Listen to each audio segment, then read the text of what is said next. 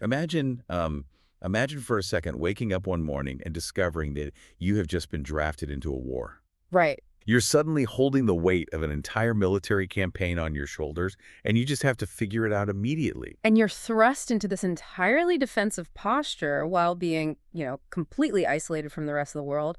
You have no squad, no radio, and literally no reinforcements coming. Right. And here is the absolute hardest part of this whole scenario. You are fighting this relentless, exhausting war while you are actively, daily grieving the very person that you're trying to save. Yeah, that's the part that really it breaks you down. It does. And that impossible hidden battlefield, that is the reality for over 1 million parents in the United States right now. It's a staggering number, just an absolutely massive demographic. So today we are opening up a stack of clinical Veterans Affairs research, and we're kind of pitting it against a visceral psychological thriller. We really want to understand exactly what happens when a caregiver is pushed to the absolute brink. Which is such a crucial conversation to have right now. Definitely. So welcome to the deep dive.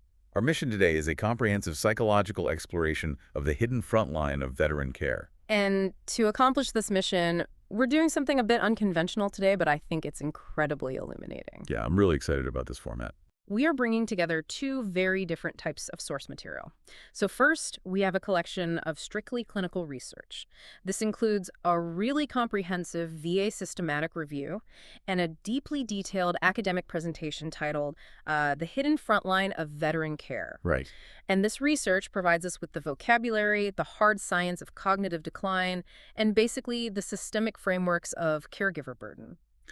Reading clinical text can sometimes feel entirely detached from the human element, right? Like you read a statistic about, quote, caregiver fatigue, and it doesn't capture the smell of a hospital room or the sheer terror of a midnight panic attack. Exactly. The data is sterile by design. It's meant to be objective. Right. And that is exactly why we are pairing this clinical data with the first 64 pages of a really visceral, pulse-pounding psychological thriller novel. It's called In Darkness We Sleep by Troy St. James. And the reason this pairing is so effective for our deep dive today is that the novel provides this, color-coded, incredibly visceral case study. It really pulls no punches. No, it doesn't. It allows us to take those sterile, sometimes dry medical concepts and watch them actually play out in the messy, desperate, high-stakes reality of a family pushed to their absolute limits. It basically acts as a stress test for the academic theories. Yeah, it brings the data to life in a way that is honestly terrifying, but so necessary for you to really understand. Okay. So, to set the scene for you, I want to introduce you to the core subjects of this novel. Let's do it. We meet Jason Matherson. He's a 30-year-old Army combat soldier. And when the book opens, Jason has just woken up from a 2-year-long coma at Columbia Hospital in Denver. 2 years. Just try to wrap your head around that amount of time in a hospital. I can't even imagine. And sitting right next to him, in that sterile, humming hospital room, is his mother, Gloria. She has spent 24 agonizing months sitting in that exact room just watching over him. Never really leaving, just trapped in that space. Yeah. Okay, let's unpack this. What exactly is Gloria dealing with here? I mean, structurally, what does the data say? Well, to understand what Gloria is facing, we need to look at the clinical data regarding the expanding landscape of polytrauma. The demographics here highlight a really critical systemic shift. Okay. The research notes that there are currently over 1 million family members caring for post-9/11 veterans in the United States. Over 1 million. It's hard to even picture that many people. Right. And historically, a lot of the older literature and the support systems focused heavily on spouses caring for veterans, which makes sense for older conflicts. But there is this massive, frequently overlooked portion of the caregiver umbrella that consists entirely of parents. Parents who are caring for young, unmarried, returning veterans, just like Jason. Exactly. I think we need to pause on that because it fundamentally changes the dynamic. Jason is 30. He isn't married. He doesn't have kids of his own. Right. He's basically a young, single guy. Yeah. So when he suffers this catastrophic injury in Iraq, the military naturally turns to his next of kin, which is his parents. And suddenly, Gloria is thrust back into a level of active, granular parenting she probably thought she was done with decades ago. Oh, absolutely. And this demographic shift, it's partly due to advancements in battlefield medicine. How so? Well, in previous conflicts, injuries of this magnitude, the kind Jason sustained, they were often fatal. The soldiers simply didn't survive long enough to make it home. Oh, wow. Okay, that makes sense. But today, medical evacuations and trauma care are just so advanced that soldiers are surviving catastrophic injuries that would have absolutely killed them 20 years ago. Right. So they come home alive, but they require a level of continuous, highly complex care that falls directly onto the laps of their aging parents. Precisely. And what Gloria is managing isn't just a physical injury. The clinical term the research uses is polytrauma. Right, polytrauma. Yeah, and the academic texts provide this very stark Venn diagram of the conditions Jason suffers from. It perfectly illustrates the compounding clinical burden placed on Gloria. It is not just one injury, it is a complex web of intersecting traumas. Let's break those down for the listener, because it's a lot. First, you have PTSD, or combat trauma. Correct. And we need to understand how PTSD functions physically, not just emotionally. It's a biological reality. Right, it's not just feeling stressed. No, not at all. PTSD means the nervous system is still actively at war. The amygdala, which is basically the brain's threat detection center, is just massively hyperactive. It's like a smoke alarm that won't turn off. Exactly. And this manifests as extreme emotional volatility, sudden trauma triggers, and intense hyperarousal. The veteran's body constantly, literally believes it is in mortal danger. And we see that so vividly in the novel. I mean, Jason wakes up and he is screaming for his friend Marley Wilkes. His heart rate spikes, he's thrashing around. He genuinely thinks he is still in the combat zone. He's fully transported back there in his mind. Yeah.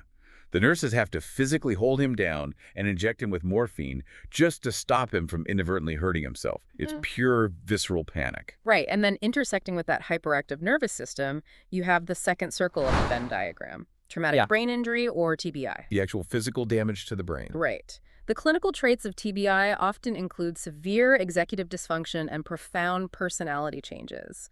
In Jason's case, he has physical manifestations too, like this monoplegia, where his entire left arm is essentially dead. Yeah, it's completely paralyzed and initially lacking blood flow. Exactly.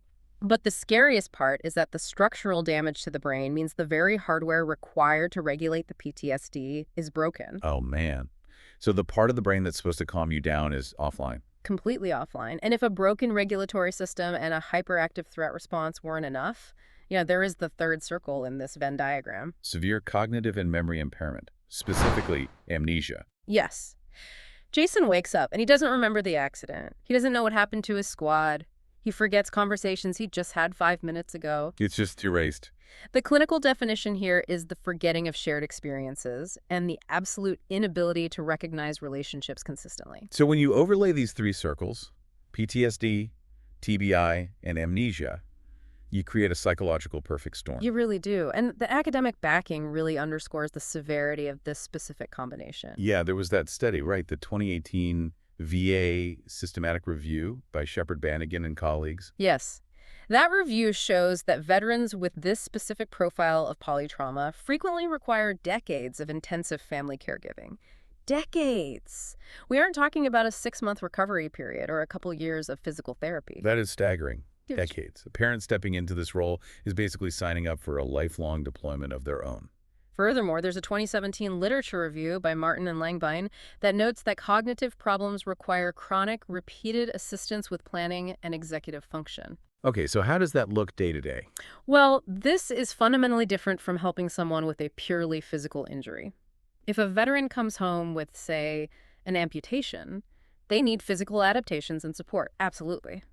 But their executive function remains intact. Right. They can plan their own day, manage their own finances, and direct their own medical care. With severe cognitive impairment, the caregiver has to literally become the veteran's external brain. I was actually trying to think of a way to visualize this for you, the listener. It's like trying to fix a house where the foundation is violently, constantly shaking. That's the PTSD and the emotional volatility. That's a great way to picture it. And at the same time, the blueprints to the house are just entirely missing. That's the amnesia, the complete loss of memory and context. And to top it all off, the electrical wiring inside the walls is completely scrambled. That's the TBI and the executive dysfunction. Right. You are trying to rebuild a structure that is actively resisting being put back together on every single level. That analogy hits the nail right on the head, and it perfectly illustrates the findings of a 2017 clinical study by Pinciotti and colleagues. What did they find? They found that when PTSD-related behaviors like sudden aggression or panic complicate memory disorders, caregivers experience a significantly higher psychological burden. Which totally makes sense. Because it is one thing to remind someone to take their medication, right? It is entirely another to remind someone to take their medication while they are actively hallucinating that you are an enemy combatant. God, that's intense. Yeah. Which brings up a really crucial distinction I want to talk about. How does a parent's caregiving differ from a professional nurse's caregiving in this scenario? It's a fundamental difference in boundaries. Right, because in the hospital, in the novel, you have guys like Jay and Jeff, the physical therapist, or the military police officer, Rachel. They are professionals dealing with Jason's outbursts. Right. But Gloria is his mom. What is the fundamental difference in the burden there? The primary difference is the boundary of professional distance and the rigid structure of institutional care.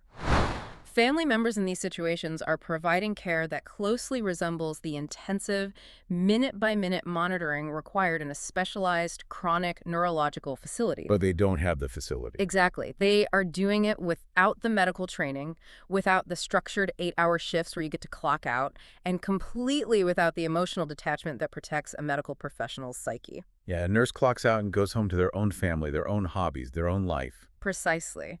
A nurse can look at a thrashing, screaming patient and see a medical problem that needs to be solved with protocols and medication. Right. It's a puzzle to fix. But a parental caregiver like Gloria looks at a thrashing, screaming patient and sees the child they sang to sleep 30 years ago. They live inside the facility 24 hours a day because their home has become the facility and the patient is their flesh and blood. There is no off-ramp. And that total lack of emotional detachment, that absolute inability to walk away, leads us directly into the deepest, most painful psychological toll of this entire dynamic. The clinical data refers to it as the dual grief. The dual grief is really the core of the psychological burden here. And the first half of this dual grief is a deeply unsettling concept called ambiguous loss. Let's dig into that. Ambiguous loss is a highly specific, tremendously distressing form of grief. The clinical text defines it as grieving profound changes in a loved one who is still physically present. I really want you, the listener, to just think about how our society normally handles grief. If a friend loses a spouse, we have a whole social script for that, right? We do. Very queer steps. You bring casseroles, Yeah. you send flowers, you attend a funeral. There are recognized milestones for mourning. Mm. But what do you do when your friend's son is sitting right there in the living room, but the person he used to be is entirely gone? We have no social script for that at all. We don't, because there is no clear endpoint to point to. Jason is physically sitting right there in the hospital room. He has Gloria's 30-year-old son's face, the same eyes, the same voice. But his internal landscape, his memories, his whole personality, it has been wiped completely clean by the TBI and the amnesia. Exactly. He doesn't remember the shared experiences that make up the fabric of their relationship. It's like he's a stranger wearing her son's face. Yeah. The person Gloria raised, the son who joked with her before he deployed, has been fundamentally altered, perhaps erased permanently. But because his body is still there, breathing and eating, society doesn't offer the rituals of mourning. There's no funeral. Right. There is no casket to lower into the ground, no community gathering to offer condolences and grant permission to move on. The caregiver is trapped in a continuous, unresolved, invisible mourning process. They are grieving a ghost that is sitting right in front of them. It's just haunting. And the second half of this dual grief is the role reversal. This is where the practical reality just crushes the caregiver. Yeah, because Gloria is 60 years old in the novel. She is at the stage in her life where she should be transitioning into an empty nest. She should be looking toward retirement, enjoying her independence, maybe traveling. That's the normal trajectory, yes. Instead, she is suddenly forced to forfeit all of that to resume intensive, infant-level guardian responsibilities. And this whiplash creates a fascinating and deeply tragic contrast in the novel with Jason's father, John. Oh, John. We have to talk about John. Because while Gloria leans into this agonizing role reversal and takes the burden entirely onto herself, John exhibits the exact opposite reaction. Oh, John's reaction is so hard to read, but it's such a brilliant, brutally honest inclusion by the author. Let's look at the backstory the novel gives us about the father. It starts even before the injury, right? Exactly.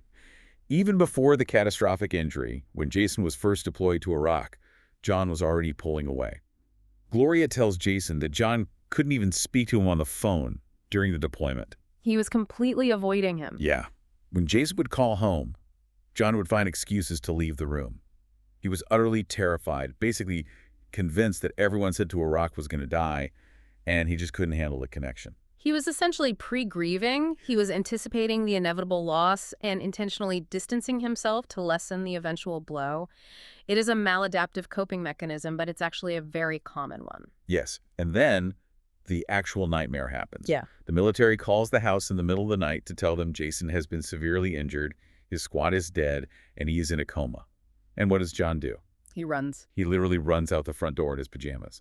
He just bolts into the night. Just pure flight response. He eventually comes back hours later with a new jacket and sneakers, goes to sleep, and from that exact moment on, he essentially checks out of the marriage and the family entirely. He starts drinking heavily. Yeah, isolating himself in his room, and eventually he just hands Gloria divorce papers, packs up his blue sedan, and moves to Portland.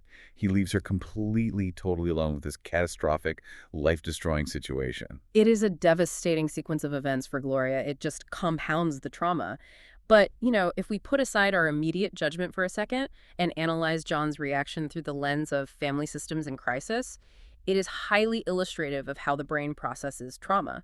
Okay, tell me more about that, Okay. because my first instinct is just anger at him. Sure, which is natural. But the human brain is biologically wired for closure. It desperately wants to categorize threats, process them, and figure out how to move forward and survive.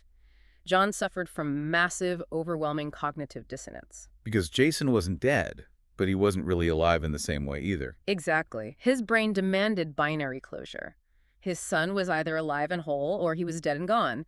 But Jason was neither. He was alive but broken, missing memories, and trapped in a coma. He was the ultimate embodiment of ambiguous loss. And John's brain just basically short-circuited. Precisely. John's mind could not compute the gray area. The uncertainty was too neurologically taxing.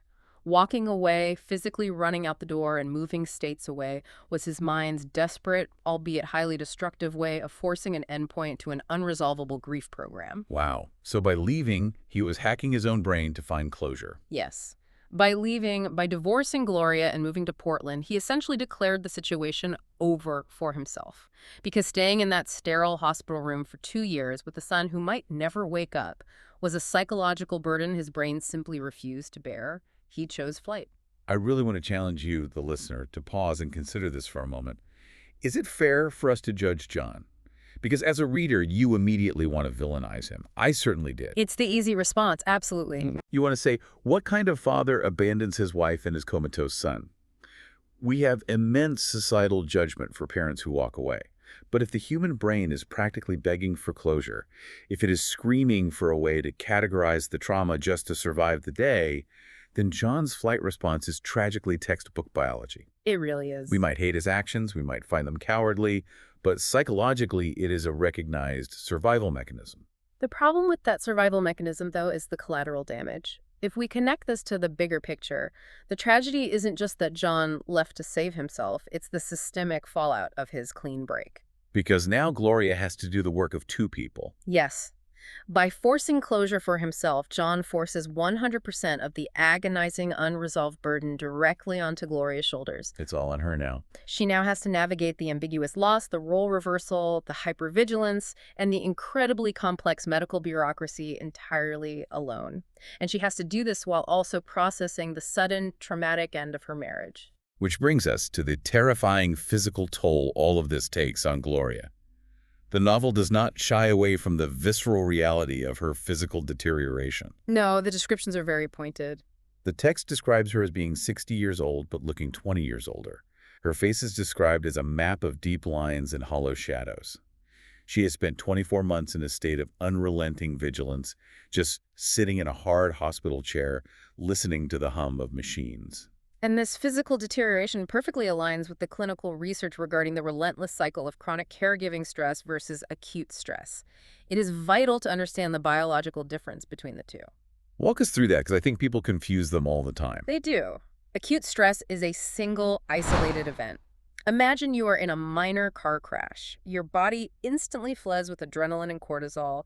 Your heart rate spikes. Your pupils dilate. Right, you get that huge rush of energy. Exactly. You deal with the immediate threat, you exchange insurance information, and then crucially, the threat passes.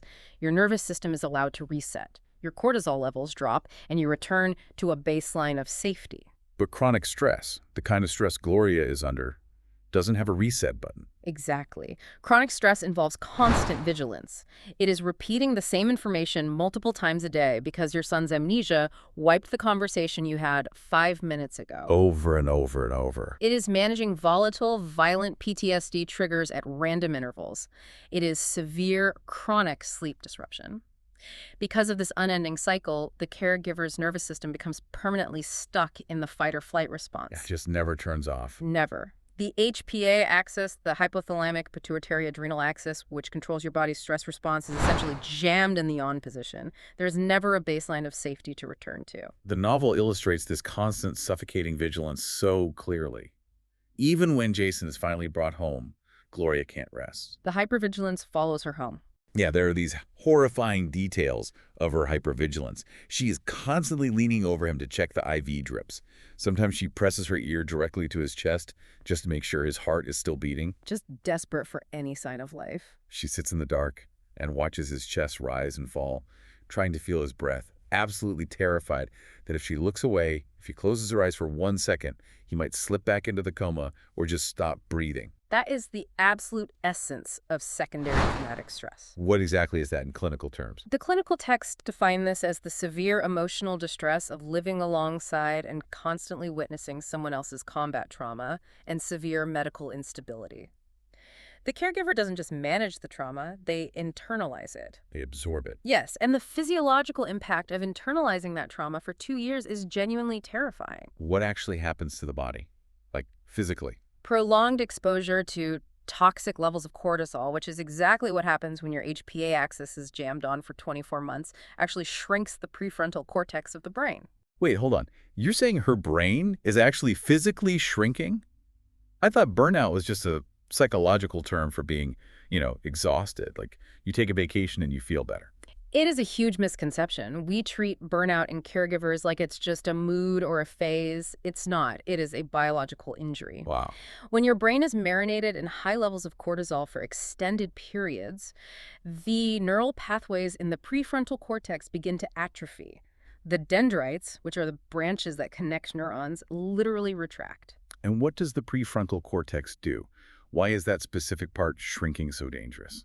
Because the prefrontal cortex is the area of the brain responsible for logical decision-making, executive function, impulse control, and risk assessment. Oh, man. So it's the logic center. It is the part of your brain that says, this is a bad idea, let's look at the long-term consequences. When it begins to atrophy, the caregiver's ability to make sound, rational judgments becomes severely compromised. They lose the ability to accurately gauge risk. That is a massive revelation, because that connects so perfectly to Gloria's increasingly extreme and irrational behaviors in the novel. It explains almost everything she does later on. Because if her prefrontal cortex is literally shrinking, it explains why she starts making choices that seem completely insane to an outside observer.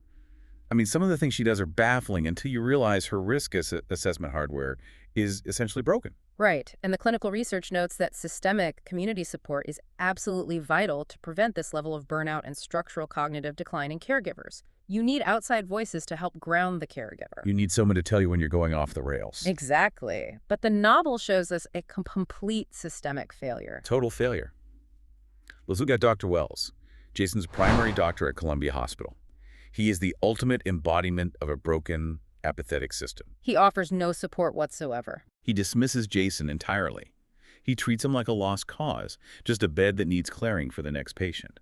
Willie, the nursing assistant, even points out that Dr. Wells was only taught how to care for a coma patient, so he just sustains life but makes no effort to improve it. He's just maintaining the status quo until the inevitable. Dr. Wells assumes Jason will die, so he just emotionally and professionally checks out. And when the medical system fails Gloria that profoundly, when the people who are supposed to throw her a lifeline tell her to just let her son drown, she engages in this intense defense mechanism of isolation.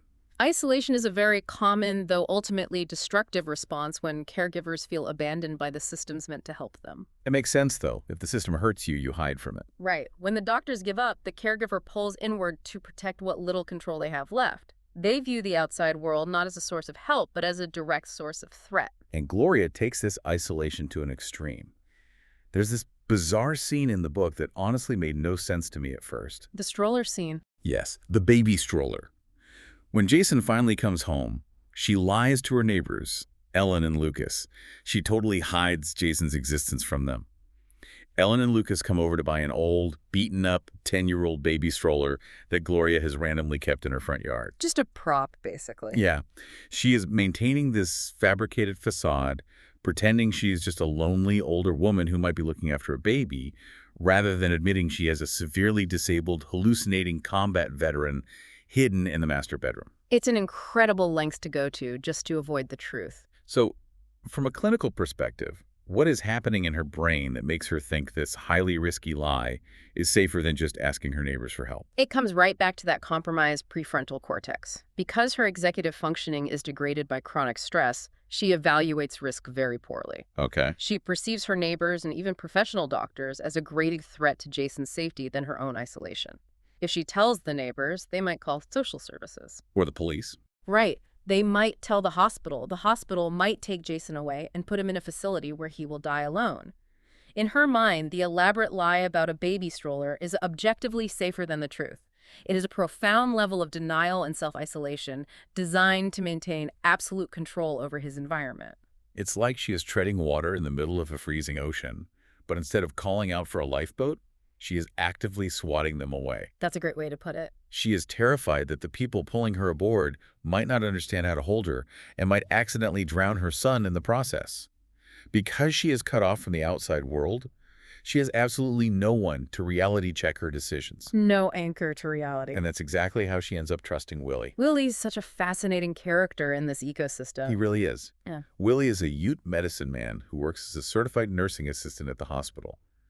And unlike Dr. Wells, Willie actually shows empathy. He looks at Jason and tells Gloria he can heal. He validates her. Yeah, he is the only person in 2 years who validates her desperate hope. And to a caregiver who has been starved of hope and systemic support for 24 months, that empathy is absolutely intoxicating.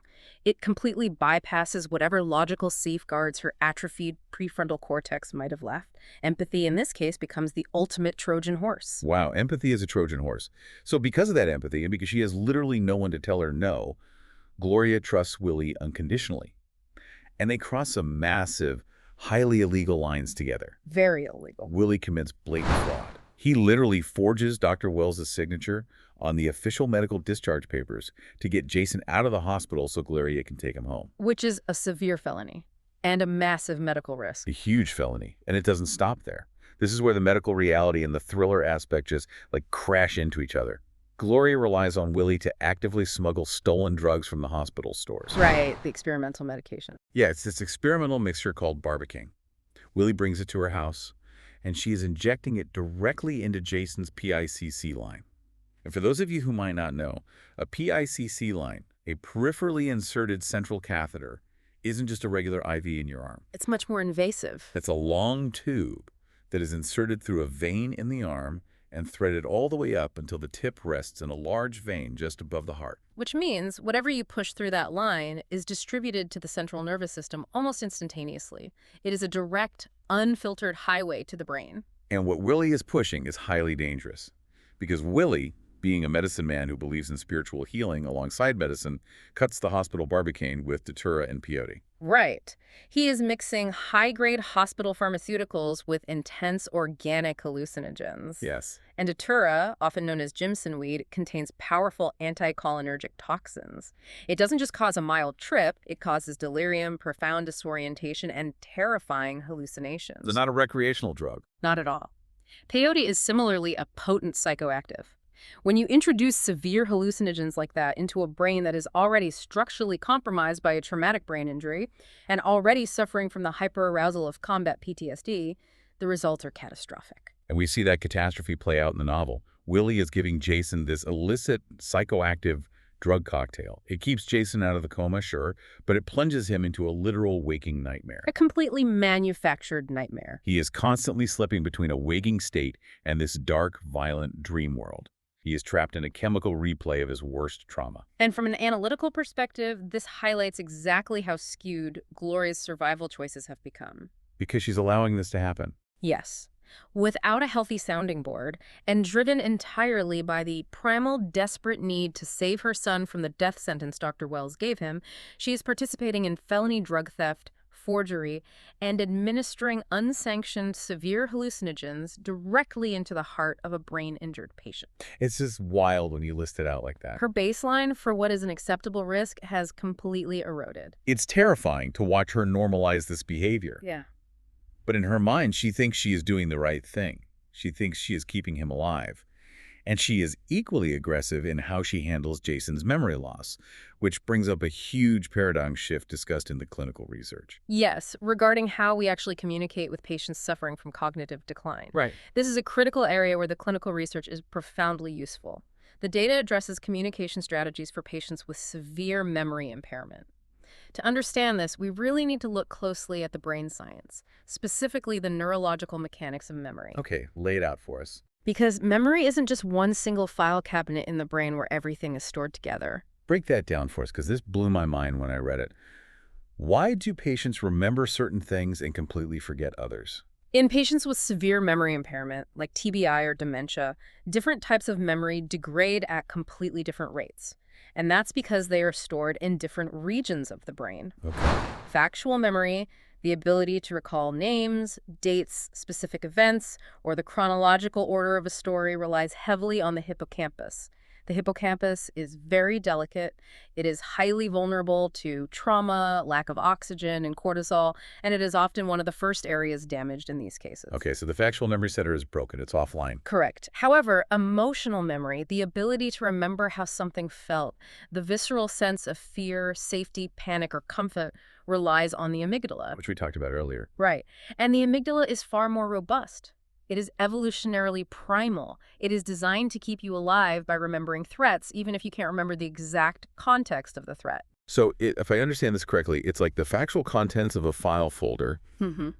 The documents detailing who, what, when, and where are completely deleted. Exactly. But the bright red warning label, stuck to the outside of the folder, is still completely intact. That is a perfect analogy. A patient might not remember the factual details of a traumatic event, like a helicopter crash, or they might not remember the chronological fact that a loved one died years ago. But they still feel it. Yes.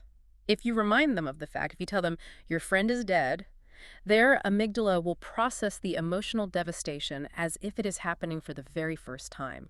Every single time you tell them, they experience the raw, unfiltered grief of the initial shock. That sounds like torture. Because their amygdala is intact, they retain emotional awareness much longer than factual memory. Which brings up a terrifying question. Mm-hmm. How do you even talk to someone whose brain is effectively trapped in a war zone, but who can't remember the facts of the war? The clinical data points to a massive paradigm shift in how we handle this. Yes. The clinical guide suggests moving from a concept called friction to a concept called flow. Friction and flow. Okay, what did that mean? Historically, caregivers would engage in friction, which is basically correcting facts. If a patient with severe amnesia asks the same question 3 times, a frustrated caregiver might say, "I already told you that 3 times, your friend died." Right, trying to force the reality on them. But clinical data shows that friction just creates massive agitation. It forces the patient to confront a reality their broken brain cannot map, leading to panic and aggression. So what is flow then? Flow means completely abandoning the need to correct the facts and instead validating the underlying emotion. Give me an example of that. Sure.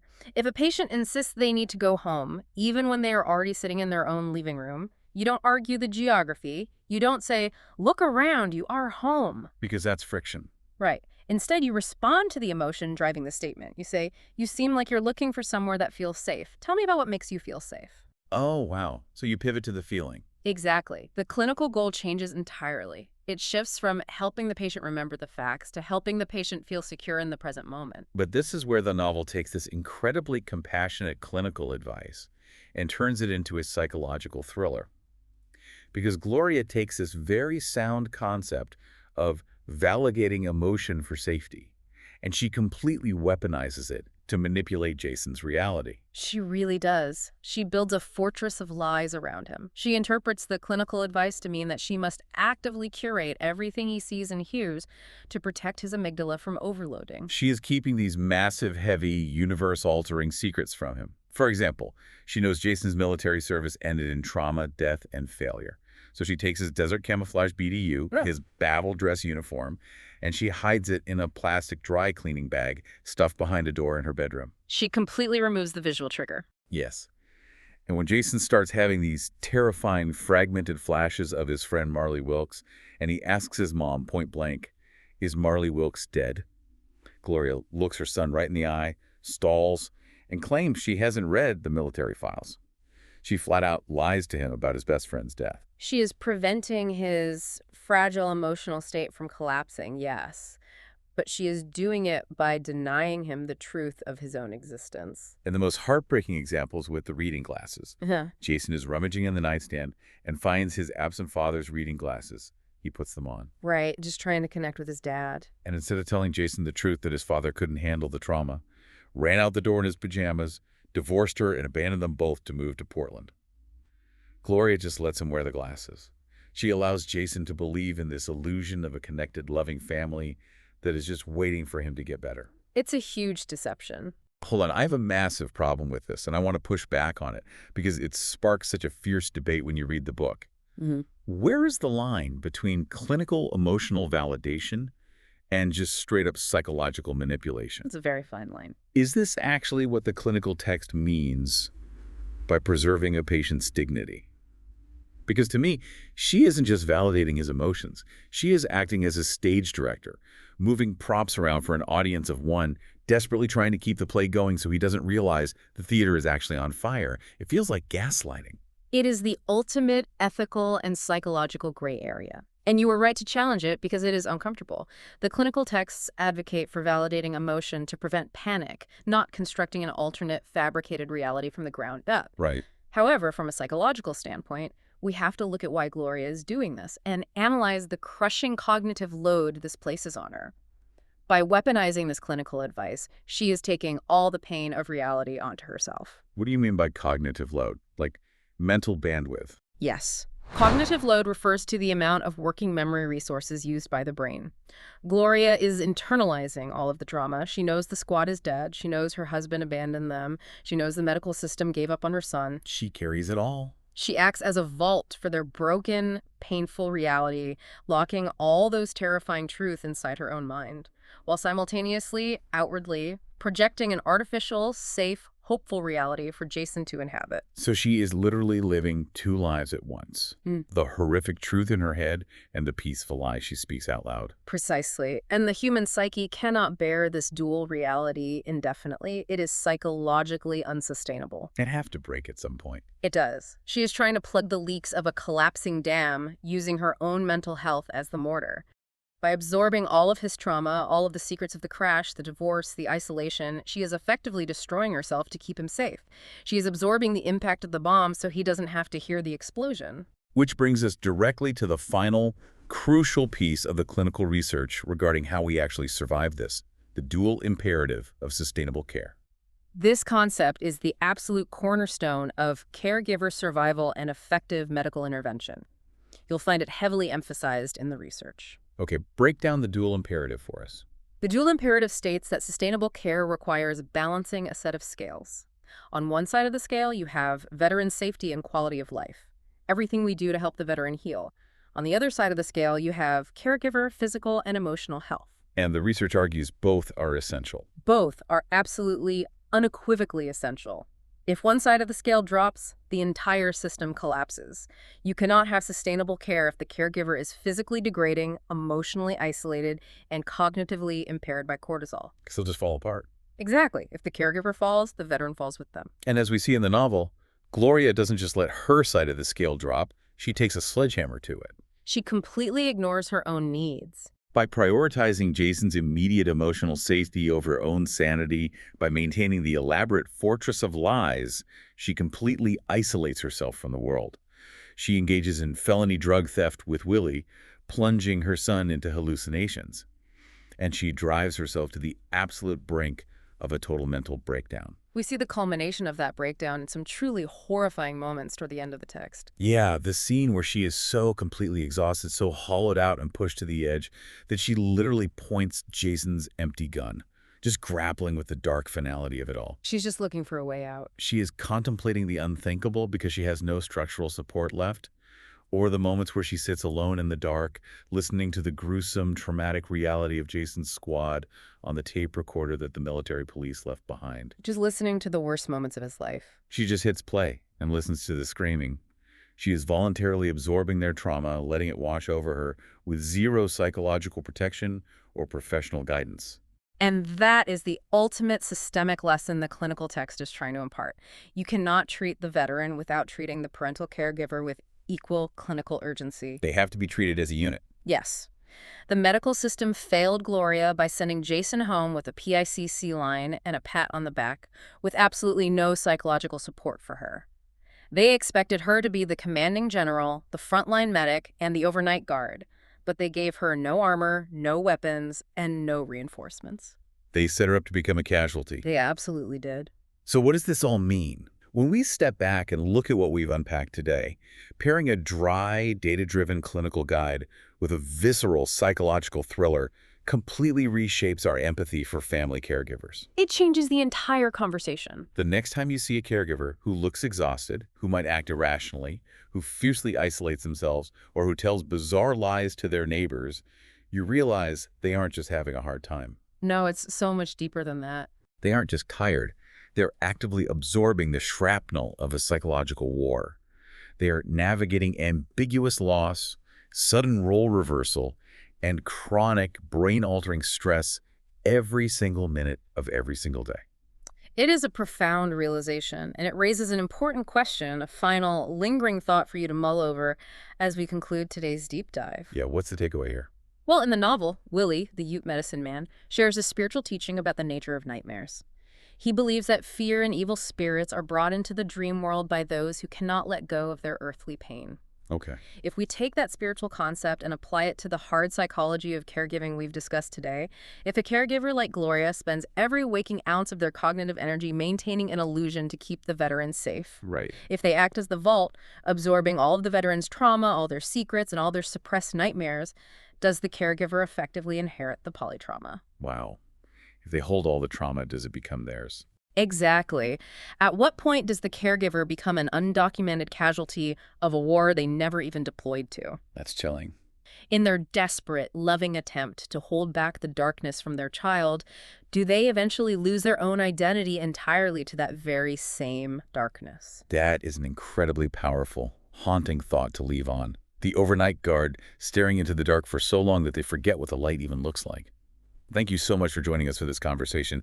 It's a heavy topic, but an absolutely essential one to understand the hidden front line existing in living rooms all around us. Take care of yourselves, check in on the caregivers in your life, and we will see you on the next deep dive.